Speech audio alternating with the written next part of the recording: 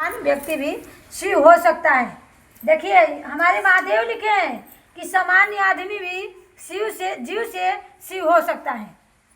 जब महादेव के पास जाएंगे उनसे पढ़ेंगे, कहते हैं कि घर में ही हमारे महादेव हैं पढ़ाने के लिए, फिर भी हम लोगों के यहाँ भटकते हैं, इस स्कूल जाते हैं उस स्कूल पढ़ने जाते हैं, लेकिन बच्चा नहीं पढ़ता है। कहते हैं कि घर में ही हमारे महादेव हैं, मन में ही महादेव हैं, लेकिन फिर भी हम राक्षस का अवतार क्यों लिए हैं? इंसान ही राक्षस का अवतार बनता है दीदी, इंसान ही को ही महादेव शिव बनाते हैं। शिव कैसे बनाएंगे? जब उनके पास आएंगे, उनसे कुछ सीखेंगे, दया मांगेंगे कि हे शिव आप मेरे गुरु हैं, मैं आपके शिष्य हूँ, मुझ पर दया कर दीजिए ना, दया कर दीजिए कि जो पहले गलतियाँ हुई हैं अब हमसे ना हो।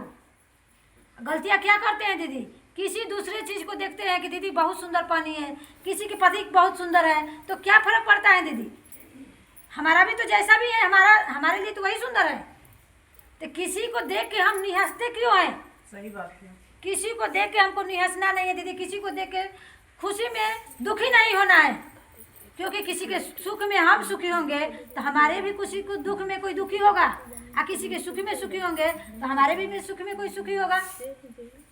करे शिव ईश्वर के रूप विश्व मूर्ति है, अनंत मूर्ति है, समभाव से चराचर जगत के विद्वान है, भक्त अभक्त देवता दानव चिकित्सक रोगी और जन्म मृत्यु में अछूट रूप से विराजते हुए भी भाव तितित सता है। शिव अपने सगुण स्वरूप भाव सता है, भक्त उनसे मनचित फल पाते हैं और शिष्य परम ज्ञान पाते हैं कि भाव से जो पूजा पाठ करते हैं फल पाते हैं, और शिष्य उनसे ज्ञान पाते हैं। जो हम शिव शिष्य हैं दीदी, गुरु से कहते हैं कि हे शिव आप मेरे गुरु हैं, मैं आपके शिष्य हूँ, मुझ पर दया कीजिए। तो याद रखिएगा जब पूजा करते हैं तो एक लोटा जल भी चढ़ाते हैं तो महादेव से मांगते हैं कि मेरे को सुख ही शांति रखिएगा, मेरे बेटा को नौकरी लगा दीजिए, चाहे मेरी बहू सुंदर आ जाए, चाहे अच्छी आ जाए, कहते हैं। आज जब गुरु के पास आते हैं, अब ज्ञान आ गया तो कहते कि बेटा के लिए नहीं कहते हैं, कहते हैं कि गुरु जी अब इतना शरीर में ठीक रखिए कि मैं आपके शरण में हमेशा रहूँ, ज्ञान दीजिए कि मेरे से कोई अब से गलतियाँ ना हो, अब से मेरे से कोई पाप ना है, क्योंकि आपके पास सीखने आ रहे हैं, कुछ मांगने नहीं आ रहे हैं। और जब फूल पर लेके आते, प्रसाद लेके आते तो कहते कि महादेव हमारे घर परिवार की रक्षा रखिए। तो दीदी हम घर परिवार की मांगेंगे तो हमारे परिवार भी सब लोग मिल के मांगेगा तो कितना ज़्यादा मिलेगा, और जब हम अकेले कर रहे हैं तो कितना मिलेगा? हम ही को नहीं मिलेगा। अब सोचेंगे कि हमको बेटा भी मिल जाए तो नहीं मिलेगा दीदी, क्योंकि बेटा खाएगा तभी उसके पेट में जाएगा।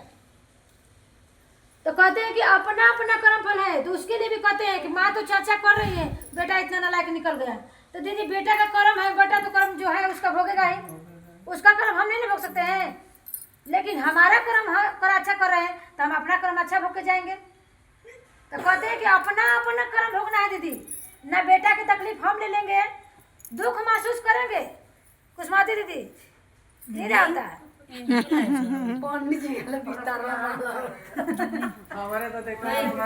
थोड़ा देर बाद सो जाना, बिछौना इंतजार करता।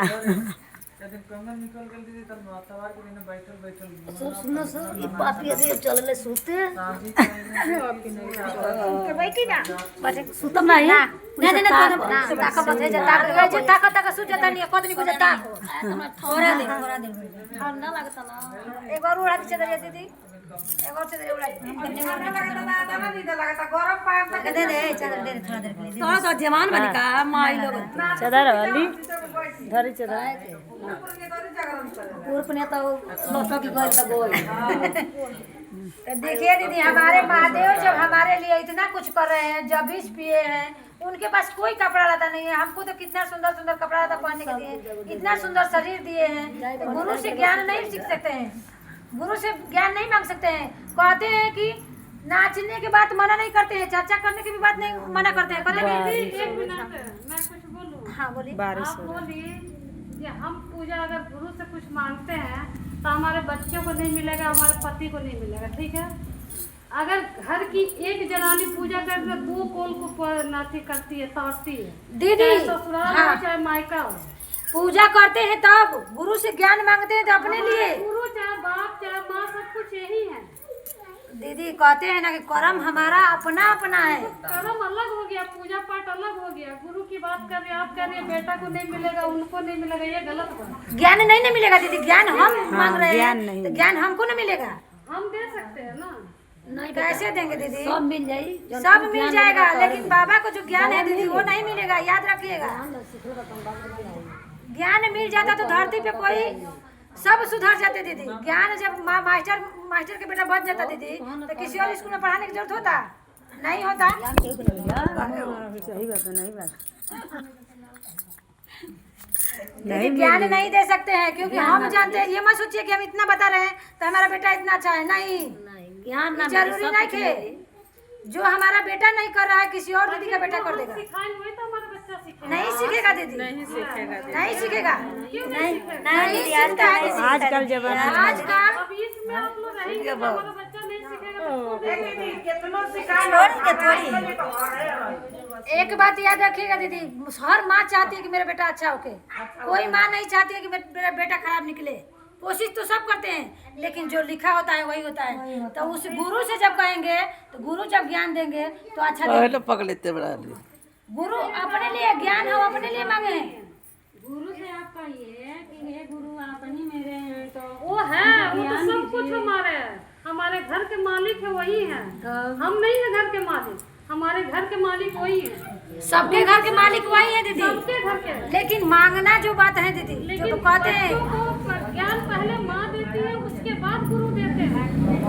अच्छा कोई माँ चाहती है कि मेरा बेटा खराब हो, नहीं चाहती है ना। फिर वही बात। लेकिन ना चाहते हुए भी बेटा खराब हो जा रहा है दीदी, होता है। ना चाहते हुए जब माँ सिखाता है वो सीखता है, बेटा सीखता है।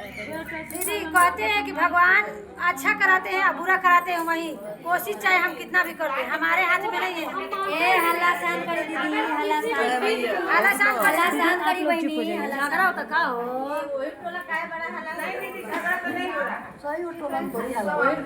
पीछे अगर हम किसी चीज को ठान ले